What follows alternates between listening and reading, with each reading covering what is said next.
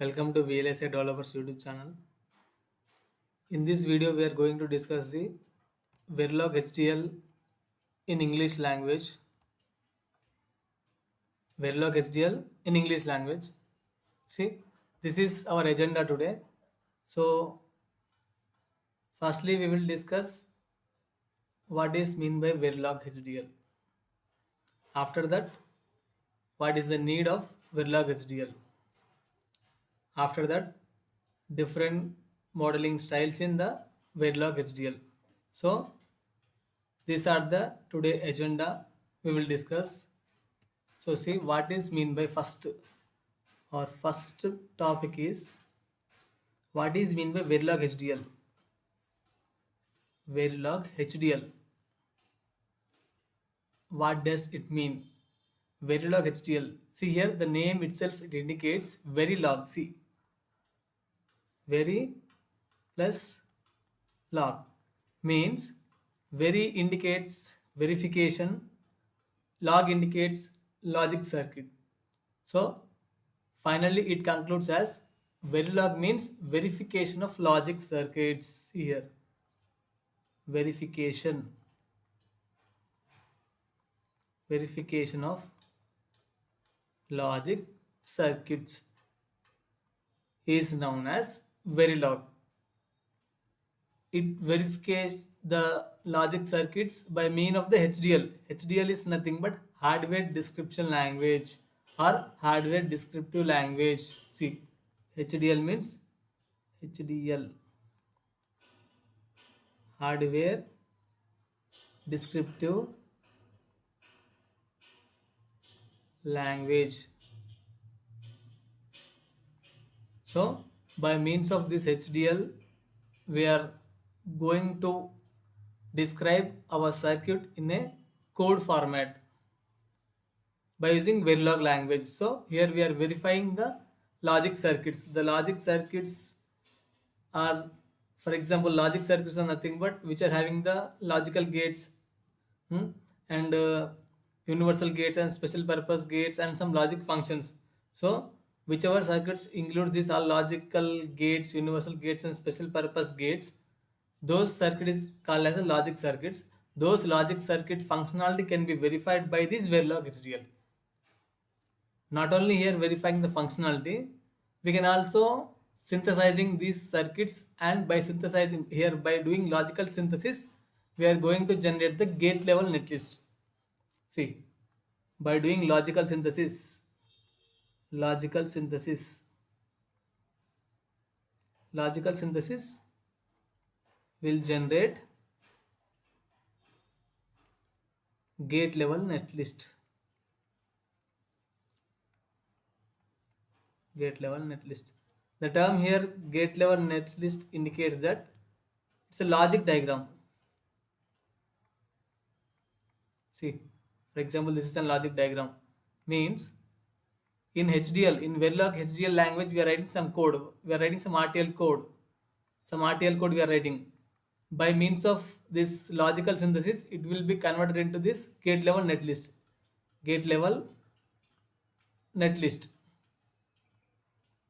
So this is the logical synthesis process, and we are also finding how much area was occupied by the circuit and how much power is consumed and what is the delay produced by the circuit. Is a circuit has speed operation or delayed operation? By means of synthesis, we all find this type of factors. So in VLSI chip designing, we should concentrate on these three factors. Those are, see, those are area of a chip and power consumption by the chip, and delay produced by the circuit in the chip. So always area should be lesser area, which should be compatible in our handheld devices such as mobile phones. Power consumption for mobile phone application, for mobile phones, the power is a critical factor. For mobile phones, the power is a critical factor.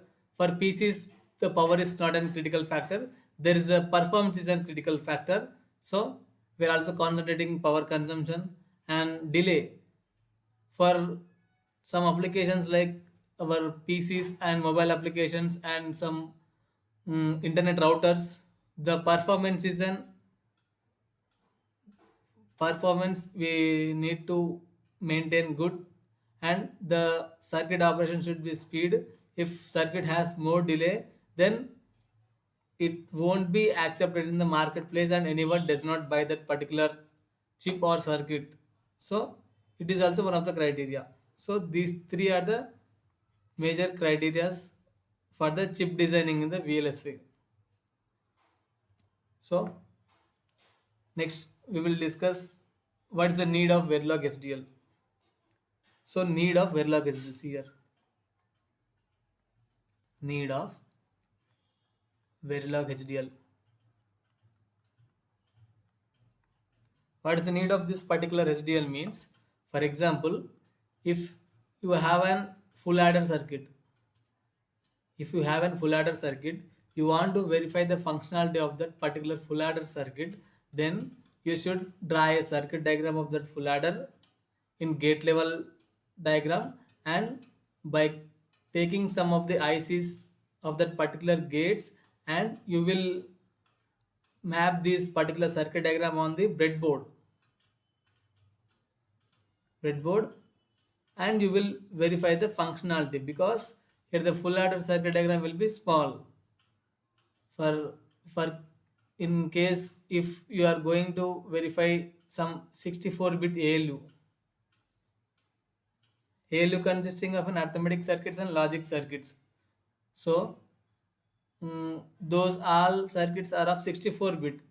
If you want to verify the functionality of this particular 64-bit ALU, if you are going to verify that particular functionality on the breadboard, see breadboard,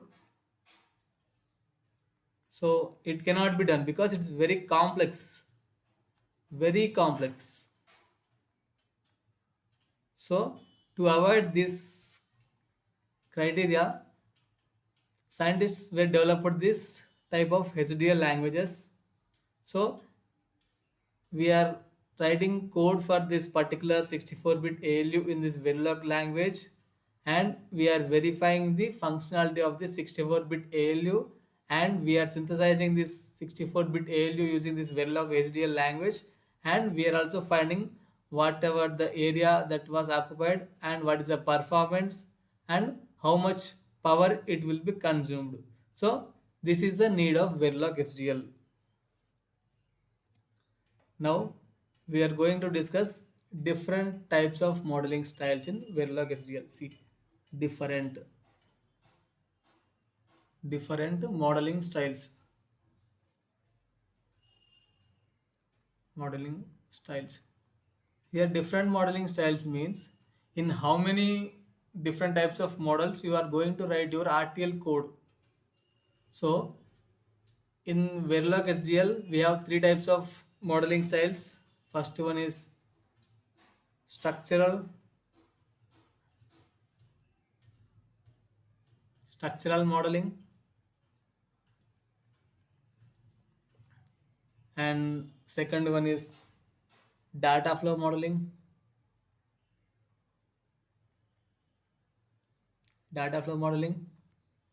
and third one is behavioral modeling.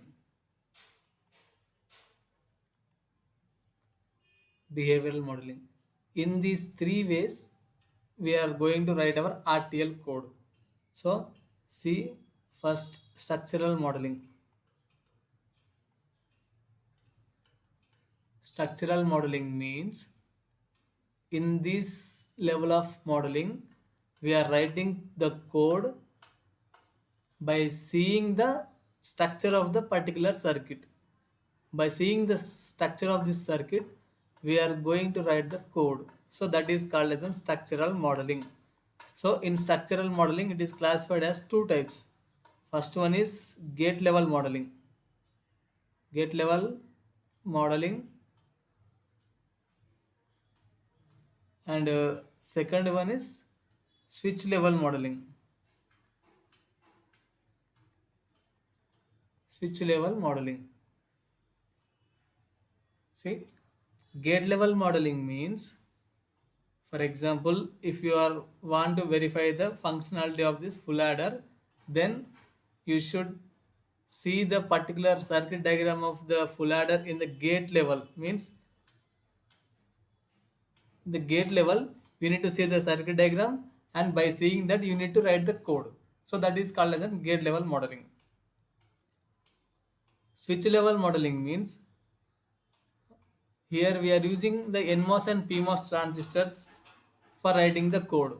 Instead of gate, we are using the transistors for writing the code. So it is called as a switch level modeling. So these two are the easier one, but it will be complex to write for larger circuits.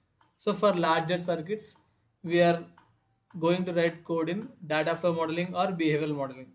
See, data flow modeling means data flow modeling.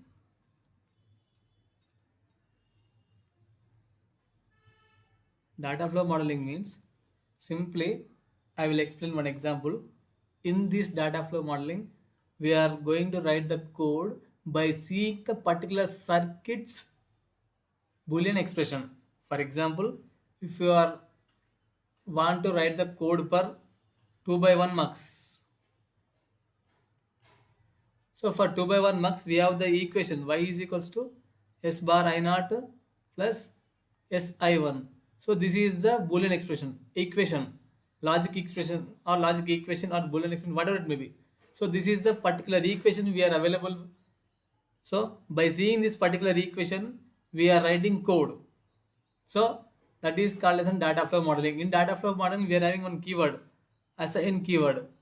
So by using this keyword and some of the data types, we are writing this data flow modeling code. I will explain this in detail in our next further classes. So this up to this about this data flow modeling, and next one is a structural modeling. Sorry, behavioral modeling. Behavioral modeling. See, in this behavioral modeling, mainly this behavioral modeling of writing code is used for the sequential circuits, flip-flops, counters, shift registers. For such kind of circuits, we are writing code in this behavioral modeling. This behavioral modeling can be written by observing the behavior of the particular circuit. In this behavioral modeling, sometimes we write the code by seeing the truth tables. By seeing the truth tables, sometimes we use if else statements, sometimes we use switch case statement. By means of these different methods, we are writing the behavioral modeling. So this is about this all the different types of modeling styles. So in our upcoming classes, we will discuss what is mean by wire data type, what is mean by register data type, and we will write a code for all logic gates in the structural modeling, means gate level modeling, and we will also simulate that particular gate level code, and we will also synthesize, and I will show you the how much delay it was produced and how much slices it was used in our next class. So thank you. Please like, support our channel and subscribe for more updates in the future.